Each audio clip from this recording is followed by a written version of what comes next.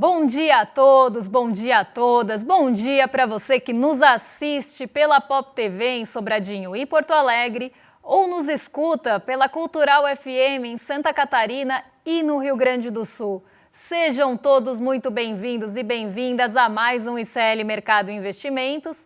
Hoje, quinta-feira, dia de comentar a pesquisa mensal de serviços que, apesar de ter tido aí a 8ª alta consecutiva, parece que os serviços estão perdendo o fôlego, assim como no mês passado.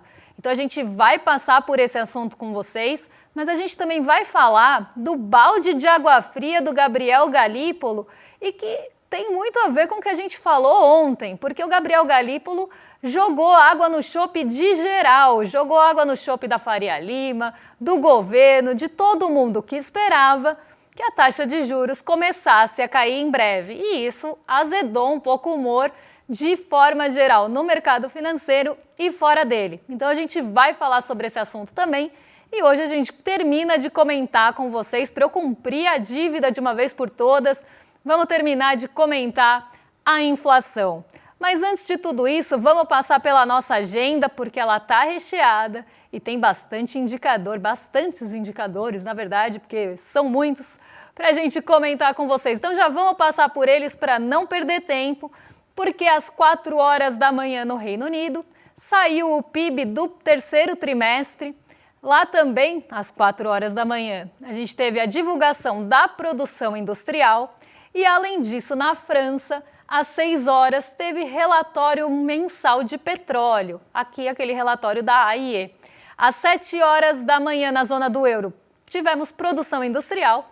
E às 7 horas da manhã, também na Alemanha, teve a Claudia Buck, que é a presidente de supervisão do Banco Central Europeu, participando de um fórum junto à dirigente também do Banco Central Europeu, Sharon Donnery. Então, um fórum ali sobre supervisão bancária do Banco Central Europeu. Um evento aí do Banco Central lá da zona do euro. Mas vamos seguir, porque não para por aí. Hoje tem bastante coisa na agenda.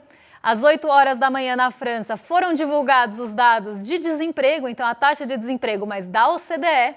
E às 9 horas da manhã teve o levantamento sistemático da produção agrícola, aquele que mostra o tamanho da safra, como é que deve ser a safra de um ano para o outro, se ela vai ali ter aumento, se as áreas plantadas e colhidas também devem ter aumento nesse ano. Então é um levantamento bastante completo sobre o nosso setor agrícola. Às 9 horas da manhã também divulgação do IBGE. A gente tem a pesquisa mensal de comércio, de serviços foi ontem, hoje a gente conhece os dados do varejo. E às 10 horas da manhã tem o índice de confiança do empresário da CNI, Conferência Nacional da Indústria aqui. Mas não para por aí, a gente tem mais um pouquinho de agenda, a gente tem mais duas páginas de agenda para falar para vocês, porque às 10h30 a gente teve os dados de auxílio-desemprego divulgados da semana até dia 8 de novembro, aqui com asterisco, porque ainda está naquele imbróglio do shutdown, então os dados podem não sair completos ou podem atrasar.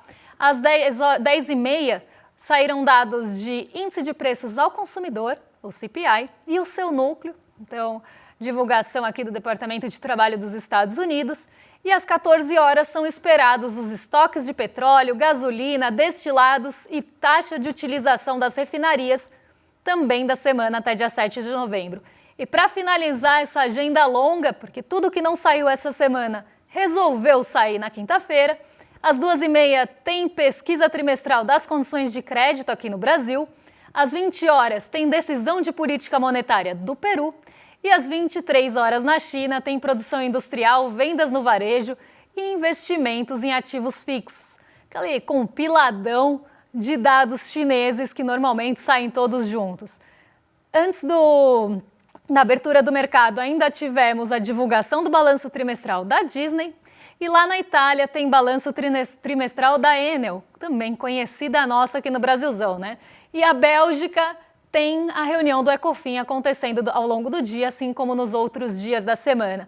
Então, uma agenda bem recheada de indicadores importantes também lá nos Estados Unidos sendo divulgados, indicadores importantes divulgados aqui no Brasil, e a gente vai passar por eles amanhã quando a gente for falar de pesquisa do comércio, a gente também já fala de levantamento sistemático. Vamos falar do fechamento de ontem, porque veio aí a correção que já era esperada. Não foi uma correção de bolsa tão forte quanto poderia ser, mas ainda assim houve o encerramento das altas históricas. Ontem a bolsa caiu, mas ela caiu e ficou perto do 0 a 0, ficou perto da estabilidade. Nossa bolsa teve uma queda de 0,07%, bem pertinho mesmo do 0 a 0. Não foi uma correção tão forte, não foi um ajuste tão forte, mas poderia ter sido.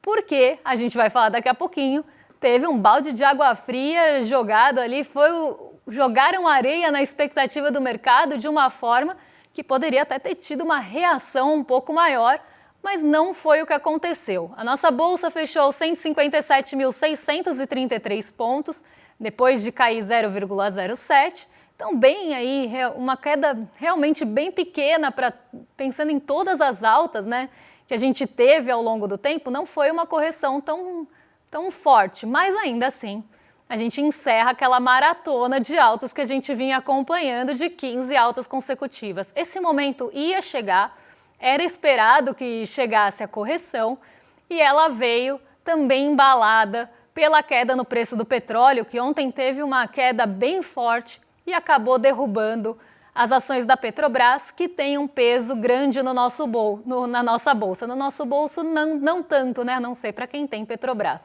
Mas ela tem um peso grande na nossa bolsa e isso então contribuiu para a queda de 0,07. Era esperado que esse movimento acontecesse, porque quando a gente renova recordes de forma tão consecutiva como foi agora, né, vários recordes seguidos, vários patamares sendo quebrados, existem patamares que são psicológicos. Então, quando chega naquele determinado ponto, já começa a se esperar que a bolsa vai realizar ganho. Então, as pessoas vão ficar com medo daquele patamar não se sustentar, vão vender os ativos, realizar o lucro, embolsar e esperar a bolsa cair para comprar de novo. Então, esse é um movimento que acontece, né, na especulação, é um movimento normal de se acontecer quando a gente tem várias altas consecutivas, porque em alguma hora os investidores vão embolsar o lucro. E isso, em parte, aconteceu ontem, não só também pela motivação da queda do petróleo, mas por essa desconfiança da sustentabilidade do patamar do 157, bateu até 158 mil pontos no intradia, mas aqui dessa sustentação, né, dessa sustentabilidade, desse apoio dos 157 mil pontos, se vai furar para cima o teto, se não vai, nessa incerteza existe a realização de ganhos. E com isso também a gente teve o fortalecimento do dólar, que acabou subindo ontem, mas ainda assim ficou abaixo do patamar de R$ 5,30. Vamos colocar aqui para o pessoal de casa acompanhar. Ficou em 5,29, a alta foi de 0,37%, mas não furou aquele patamar dos 5,30, que também acaba sendo um marco psicológico, uma âncora importante. Em Nova York, o movimento também não foi único, não tivemos um direcionamento misto, único, foi um movimento misto, porque o S&P 500 subiu 0,06%, o Dow Jones também acabou indo para o terreno positivo, mas não com uma força tão grande assim quanto o S&P 500, mas a Nasdaq caiu 0,26%, ainda sob aquela incerteza em relação a algumas empresas de tecnologia. Não todas estão no mesmo balaio, mas ali tem alguma desconfiança, eu diria assim, uma incerteza, um ceticismo em relação também à sustentabilidade dos ganhos de empresas ligadas à inteligência artificial. Então, tudo isso acaba pairando sobre a Nasdaq, que acabou tendo uma queda ontem em um dia, não diria totalmente positivo, mas um dia mais calmo por lá. Então, a Nasdaq foi na direção contrária, mas a gente tem essa incerteza aí rondando as empresas de tecnologia. E não só isso, foi um dia de também incerteza em relação aos rendimentos dos títulos de dívida dos Estados Unidos. A gente ficou sem a referência desses rendimentos durante a semana por conta de um feriado e agora a gente volta a ter essa referência. E ontem foi um dia também de bastante incerteza em relação aos rendimentos desse título, porque ontem um monte de gente, para quem lembra na agenda, um monte de dirigente, diretor, presidente de Banco Central falou: E alguns acabaram sinalizando para continuidade no corte de juros lá nos Estados Unidos e outros acabaram sinalizando para a finalização desses cortes. Então, os cortes não devem continuar acontecendo. E essa dualidade gera incerteza, ninguém sabe para onde vai a taxa de juros e acaba batendo no rendimento das treasuries, que são os títulos de dívida por lá. E isso reflete na bolsa também, porque diminui o apetite pelo risco ou estimula o apetite pelo risco, dependendo para onde as treasuries vão. Só que as empresas de tecnologia acabam tendo um pouco mais de sensibilidade a isso. E a Nasdaq acabou sofrendo por esses dois motivos ontem. Então, um dia de correção aqui na nossa bolsa, correção já esperada, até estava esperando que essa correção viesse um pouquinho antes, mas ela acabou acontecendo ontem. Movimento que fez com que a gente fosse para o negativo, mas não tanto assim, a gente não adentrou tanto o terreno negativo. Vamos falar agora de inflação, porque a gente, desculpa, de inflação mesmo, eu quase me confundi aqui porque eu vi o fechamento de novo. Vamos falar de inflação, porque a inflação ela teve uma queda, eu até falei que as expectativas do mercado estavam ali em 0,14 para a inflação de outubro, e a inflação veio em 0,09. Para quem assistiu o programa nos outros dias, a projeção da inflação, inclusive, foi revisada de um dia para o outro. O mercado estava esperando uma alta nos preços de 0,16, no dia seguinte eles revisaram para 0,14 e quando a inflação saiu mesmo, ela veio muito abaixo dessa projeção, em 0,09. Só para vocês terem uma ideia, a projeção mais baixa do mercado financeiro, o piso das projeções era 0,08. Então a inflação veio mais perto do piso, da menor projeção, do que da média ou da maior projeção, que seria uma surpresa negativa, uma surpresa de uma inflação maior do que a projetada. E ela veio ali menor do que a projetada. Isso começou a reforçar uma ideia dentro do mercado financeiro e fora dele, que talvez fosse o momento de começar a cortar juros aqui no Brasil. Reforçar a ideia que no próximo trimestre, no comecinho do ano que vem, a gente já poderia começar a ver cortes na taxa de juros. Então guardem essa informação, porque daqui a pouquinho a gente vai voltar nela. Vamos ver como é que fica o comportamento então da inflação nesse mês, só para a gente retomar, e a gente vai falar dos itens que estão pressionando ou aliviando o nosso bolso. Então vamos retomar aqui só alguns pontos da inflação e a gente já passa para o restante. Vamos ver como é que foi a variação de outubro então, porque em outubro, como já falei para vocês, ficou em 0,09. Setembro desse ano tinha sido uma inflação de 0,48, então isso mostra uma desaceleração de um mês para o outro. E outubro do ano passado, a inflação tinha sido de 0,56, o que mostra um comportamento bem positivo da inflação nesse mês de outubro agora. E não só isso, foi o melhor comportamento para um mês de outubro desde 98. Então, uma leitura bastante benéfica da inflação, inclusive levando o acumulado em 12 meses para 4,68. A inflação estava acima do 5,1 ali. Então, você tem uma desaceleração da inflação, não só porque você tira o mês de outubro de 0,56 na conta e coloca o mês de outubro de 0,09, como a gente vem acompanhando essa trajetória da desaceleração da inflação mês após mês. Então, não foi um fato isolado aqui em outubro, mas alguma coisa que a gente vem acompanhando nos últimos meses. E o acumulado do ano, se a gente pegar de janeiro até outubro, a inflação fica em 3,73.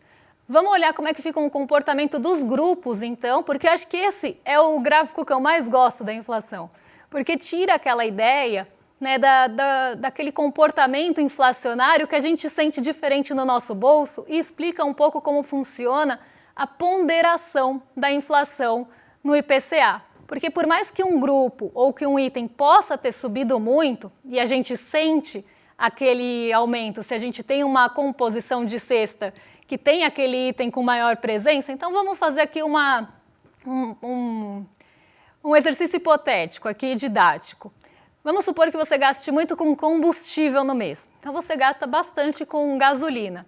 E você sentiu um aumento da gasolina de um mês para o outro. Como você gasta muito com gasolina e a gasolina acaba pesando no seu orçamento, se a gasolina subir, muito provavelmente você vai sentir uma inflação no seu bolso maior do que a que foi apresentada. Você vai falar, Débora, mas para mim a sensação que eu tenho é que eu estou gastando mais, porque a gasolina pesa no meu orçamento.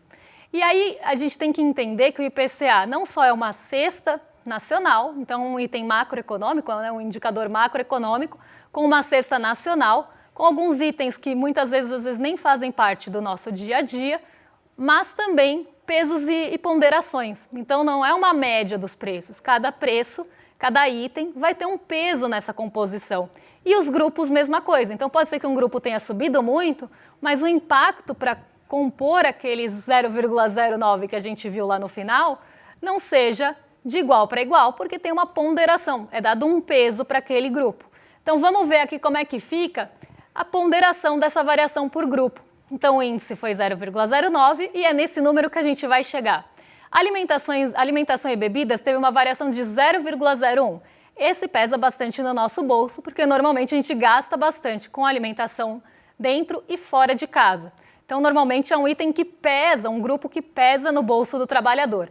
Mas nesse mês, como a variação foi muito pequenininha, o impacto na inflação foi zero. O grupo habitação teve queda de 0,3 e é aqui que está a energia elétrica que arrefeceu e deu trégua nesse mês de outubro, caiu 0,3, mas o impacto foi de menos 0,05. Então, por mais que o grupo todo tenha caído 0,3, vocês podem ver que o impacto ele é ponderado aqui menor do que foi realmente a variação daquele grupo. E eu acho que isso que é o mais interessante desse gráfico e dessa tabela, porque mostra para a gente justamente essa ponderação para chegar lá no final. O artigos de residência teve queda de 0,34, mas olha só o impacto, 0,01, isso mostra que o peso dele é menor do que o grupo habitação para fechar a inflação final. Vestuário teve alta de 0,51, mas também o impacto foi de 0,02, também mostrando um peso menor para esse grupo. Transportes teve alta de 0,11, algo que já tinha aparecido no IPCA 15 e nos índices da FGV, principalmente aqui por preço de combustíveis, alta de 0,11 nos transportes e um impacto de 0,02 no ponderado lá no final. Saúde e cuidados pessoais com alta de 0,41 e um impacto de 0,06. E despesas pessoais com alta de 0,45, mas lá no final um impacto de 0,05. Quando a gente soma tudo isso, porque educação e comunicação tiveram um impacto zerado, apesar de terem caído os preços dentro da comunicação, ou variado negativamente, e a educação, uma alta pequenininha, lá no final, esses grupos somam um impacto lá, que dá 0,09. Então isso mostra essa composição de pesos. Mas vamos ver então pelos itens, né, que isso também é bastante interessante de se ver, como é que se comportaram os principais itens de alimentação e de energia nesse mês de outubro, para a gente entender o que está pesando e o que está aliviando o nosso bolso e o seu bolso e o bolso do brasileiro. Então vamos dar uma olhada aqui na nossa tabelinha, porque a gente teve queda no arroz de 2,49, já com uma queda acumulada de quase 24% o arroz em 12 meses. A batata inglesa voltou, é a volta dos tubérculos de novo aí, né, aparecendo na nossa inflação. A batata inglesa subiu 8,56, mas ainda acumula uma queda de 34% nos 12 meses. Então, apesar da alta de quase 9% nesse mês, a inflação dos tubérculos e da batata ainda está negativa, a gente está com deflação nesse preço. O tomate voltou a subir, será que logo menos teremos colar de tomates na TV aberta? 2,15 de alta e 19 em 12 meses, então o tomate sofreu bastante também no começo do ano, é um item muito perecível, é um item que sofre com calor também e acaba tendo, né, essa vida, né, um pouco mais curta em momentos de muito calor, então sofreu bastante no começo do ano e agora volta a subir, arrefeceu durante meses e agora voltou a subir em outubro. Além disso, vamos para o que importa aqui também, que é o café moído, que teve queda de 0,31, mas nada de aliviar o nosso acumulado de 48% de alta nos preços do café ali para o nosso bolso, na nossa xícara, porque aqui a gente está falando de preço só ao consumidor, então a gente já está falando do preço para a gente. Hortaliças e verduras caíram nesse mês de outubro 0,55, o óleo de soja subiu 4,54 e já está com um acumulado de 17%. Aves e ovos, apesar da queda, também ficam acima da média ali dos 12 meses, com 8,27 de alta. Então, o que a gente vê aqui? Por mais que a gente tenha, né, aquela queda no grupo dos alimentos, ainda tem alguns alimentos que pressionam o nosso bolso. E se a gente tem um peso maior na nossa cesta de consumo desses alimentos, a gente pode sentir essa inflação de uma forma diferente do índice oficial, e é isso que eu gosto sempre de frisar. A gente nunca vai sentir a inflação do jeito que o IPCA é apresentado, e isso não tira crédito do IPCA, mas porque a nossa inflação, os nossos preços individuais dependem do nosso consumo, e a gente está falando de um indicador que tenta sintetizar ali os preços e produtos e itens do Brasilzão. Então, a gente tem que pensar que existe essa diferença, não tem como a gente pegar a inflação de cada um e medir e chegar num final ali, num IPCA de Brasil. Então, é feito dessa forma. Vamos ver como é que ficam os combustíveis, então, porque eles tiveram alta, então a gente separou também os preços de energia para vocês aí em casa. O índice geral 0,09, como a gente já sabe, e a energia elétrica residencial trazendo boas notícias, porque a gente teve a mudança de bandeira tarifária, queda de 2,39 e o acumulado de 12 meses já arrefeceu para 3,11, abaixo da média do índice geral. A gasolina teve alta de 0,29, mas ainda tem um acumulado de 2,49, então ainda não ultrapassamos a média do índice geral aqui, mas já vem a gasolina aparecendo há alguns meses em alta aqui no nosso índice. O etanol subiu 0,85 com um acumulado de 5,59, mas o diesel não teve essa alta de preços, não teve a variação positiva de preços de um mês para o outro. Ele caiu 0,46 e tem o menor acumulado entre os combustíveis aqui de 2,11. Quando a gente olha os combustíveis de forma geral, o menor deles, na verdade, é o gás veicular, que está em última aí, em 4,28, mas pensando aí nos combustíveis de forma geral, 0,32 de alta mensal e 2,72 de acumulado, porque a gente pega a média de todos eles. E o etanol tem uma questão, né? Etanol acaba tendo uma sensibilidade aos preços do açúcar lá fora. Então, se for mais vantajoso vender açúcar para fora, o etanol aqui fica em segundo plano e isso deixa também o etanol mais caro, o que acaba mexendo com o preço da gasolina, de certa forma, até pela composição, vai um pouquinho de etanol ali, e isso pode elevar o preço da gasolina também. O óleo diesel, que acaba tendo um efeito em cascata, um efeito em cadeia por conta da malha rodoviária que a gente tem aqui no Brasil, ele não preocupa por enquanto. Está em queda de 0,46 e tem aí um acumulado de 2,11. A boa notícia, eu acho, dos itens de energia vem da energia elétrica residencial, que caiu 2,39 e deu uma trégua por conta da mudança da bandeira tarifária para o nosso bolso, que vinha sofrendo mês após mês com uma energia mais cara, já que a gente estava com escassez de chuvas, isso faz com que a gente tenha menor nível de reservatórios, acionam-se as termoelétricas, que são mais caras para produzir energia, e isso muda a bandeira tarifária e acaba pesando no nosso bolso. Mas aí, um alívio da bandeira vermelha 2 para a bandeira vermelha 1 já foi suficiente para deixar a inflação da energia elétrica um pouquinho mais contida esse mês, o que ajudou, de certa forma, a inflação geral aqui. Agora a gente vai falar de um assunto que tem tudo a ver com o que a gente estava falando agora, porque eu falei para vocês guardarem a informação de que se a inflação viesse abaixo do esperado, o mercado ia começar a reforçar a ideia ou até ter uma expectativa maior de que cortes de juros viriam antecipadamente. Mas Gabriel Galípolo pegou o seu balde de água fria e jogou no mercado financeiro e no governo de forma geral. Inclusive, eu senti, não sei se foi só eu, mas eu senti uma certa alfinetada ali do Gabriel Galípolo em relação a outros setores que ficam falando sobre política monetária. Ele falou sobre os juros ontem e disse que todo mundo pode brigar com o Banco Central, o Banco Central é que não pode brigar com os dados. Eu até queria perguntar ali para o Galípolo que dados ele está considerando aqui, até para pensar naquela desancoragem da inflação que sempre aparece na ata, ou quais dados que ele está levando em consideração de inflação, já que a gente tem uma inflação que vem arrefecendo e uma economia que já mostra sinais de cansaço, desaceleração e perda de fôlego, para manter a taxa de juros em 15% e descartar qualquer possibilidade de de corte de juros no ano que vem e manter a taxa de juros nesse patamar tão alto. E eu até quando eu li a ata, eu falei, eu não sei o que o mercado financeiro está vendo, algo de tão positivo nessa ata, porque eu não vi. Parecia aquela coisa de quero enxergar alguma coisa aí, mas ela não está muito bem colocada. Na minha visão, a ata foi super dura e super rígida. O mercado financeiro teve outra leitura. O mercado financeiro viu, aí eu falei isso quando a gente leu a ata junto, o mercado financeiro teve uma interpretação mais branda. E eu falei, eu acho que eles estão querendo ver coisa onde não tem. Estão procurando, já diria a Kelly Key, né, tá procurando o chifre na cabeça de piolho, não sei, estava tentando buscar ali alguma coisa que não tinha na ata, buscando um otimismo até maior.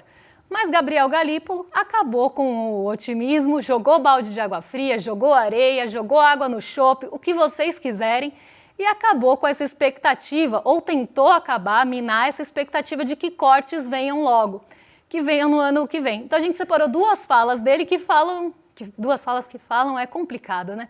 Duas falas de Gabriel Galípolo que apontam justamente para isso. E a gente vai ler para vocês aqui. Então vamos colocar a primeira na tela, porque ele aqui é quase alfinetada, né? Entendo que é legítimo que todos os ramos da sociedade podem se manifestar sobre a política monetária, definição de juro aqui para conter a inflação, só contextualizando, todo mundo pode brigar com o Banco Central. O Banco Central que não pode brigar com os dados. Isso é o que a gente já falou até agora. De todas as instituições públicas, o Banco Central talvez seja o que tem objetivos mais claros. Temos uma meta explícita, a de inflação, que eu acho que poderia ser discutida. Acho que a meta de inflação, eu não sei se ela reflete a realidade dos preços globais hoje, com todos os problemas e mudanças que a gente tem na oferta, né? Problemas climáticos, cadeias de suprimento, problemas logísticos. Eu acho que isso deveria ser considerado de forma global para a definição de preços e definições de metas de inflação, não de preços, mas impacto nos preços e definição das metas. Isso já é discutido internacionalmente e eu acho que falta um olhar um pouco mais cuidadoso do Brasil também com isso e outros países, porque senão você fica perseguindo, é como se você estivesse numa esteira, sabe aquela cenourinha que você coloca na frente de alguém e o bichinho vai lá correndo tentando chegar e nunca vai chegar porque, né, tem uma vareta segurando? A esteira ali, você correndo e não saindo do lugar. Eu acho que perseguir uma meta de inflação que não reflete a realidade hoje de cadeias de suprimento podem ser muito difíceis de ser alcançadas e insistir nisso vai acabar prejudicando e tendo um custo muito alto social e econômico para os países. Então não sei se essa perseguição é tão positiva assim, mas existe essa perseguição e ele falou que é o único que tem uma meta explícita e que ele está disposto provavelmente a cumprir. Mas a outra fala é justamente sobre o que eu estava falando aqui para vocês, né? Falando de novo, mas a outra fala mostra justamente isso, que parece que o mercado teve um otimismo para uma ata que não tinha otimismo. Eu vi a ata e fiquei super cética. Eu falei, para mim ele está até falando que pode ajustar mais, apertar mais e não afrouxar a política monetária. Mas vamos ver o que o Galípolo falou, e não eu, em relação a isso. Está bem claro porque a gente está com uma taxa de juros em um patamar restritivo. É porque é necessário permanecer num patamar restritivo. Em uma outra ocasião ele fala também sobre isso, sobre quem viu ali que tinha qualquer sinalização em relação... Eu até vou ver se eu tenho, acho que eu tenho aqui essa fala, mas como o programa está acabando, vocês vão ter que acreditar em mim, ou senão vocês dão um Google que vocês vão achar. Ele fala que quem viu qualquer sinalização na ata e na fala dele estava equivocado. Então Galípolo, mais uma vez, se coloca nesse papel de presidente do Banco Central mais rígido e mais duro considerado pelo FMI e sustenta e insiste nisso, mesmo depois da gente ver dados de inflação arrefecendo, desaceleração econômica já em alguns setores. A gente tinha falado dos serviços, os serviços da família, prestados às famílias perdendo fôlego, ou uma inflação mais baixa, mas com um custo também de uma desaceleração econômica que vem acontecendo quando a gente olha as pesquisas mensais. Então, sim, um custo econômico e de sociedade muito grande, mas há uma insistência de Gabriel Galípolo em perseguir uma meta que a gente não sabe se ela é real e, na minha opinião, não é. É uma meta que precisa ser revista, mas vai falar sobre isso para ver o mercado chiar. E mais do que isso, também contrariando até a bênção que foi dada pelo mercado financeiro a ele para começar a cortar juros no primeiro trimestre. Então, mais uma vez, ele tenta se mostrar independente do governo, indo na contramão do que o governo está falando, o Fernando Haddad falou, e também da Faria Lima, tentando mostrar ali que ele é mais rígido do que se esperava. Eu acho tentando realmente mostrar serviço aí, Gabriel Galípolo, mais uma vez. Vou convidar vocês para a nossa pós ou para assistirem a aula inaugural da nossa pós, que acontece no dia 27 de novembro, quinta-feira, às 8 horas. Para assistir essa primeira aula da nossa pós-graduação de Teoria Crítica da Sociedade, é só entrar em iclmercado.com.br ou apontar o seu celular aqui para o QR Code que está no cantinho, você já vai ser direcionado para a página, se inscreve e não fica de fora, porque vai ser uma aula sensacional e eu tenho certeza que vocês vão gostar bastante do programa da nossa pós. Agora entrego para os nossos vizinhos de cima, para o Rolê ICL. Vocês estão em mais do que excelente companhia a partir de agora com o William De Luca e o Guga Noblar. E eu volto amanhã para falar o que mexe com o nosso bolso, com a nossa bolsa, com as nossas vidas. Um beijão e até lá. A emancipação exige mais do que redistribuir renda. É preciso reconstruir o mundo. Essa ideia de Nancy Fraser resume bem o que propõe a teoria crítica da sociedade. E é o que o novo curso do ICL quer fazer. Formar gente que não aceita pouco. Gente que quer atuar para mudar a sociedade de forma profunda e real. Dia 27 de novembro, quinta-feira, às 20h. Começa essa pós-graduação feita para quem quer pensar e agir. Todos os dias, as principais notícias do Brasil e do mundo direto no seu WhatsApp, com informação de qualidade e sem fake news. Escaneie agora o QR Code e entre para o canal do ICL Notícias. Informação que importa onde você estiver.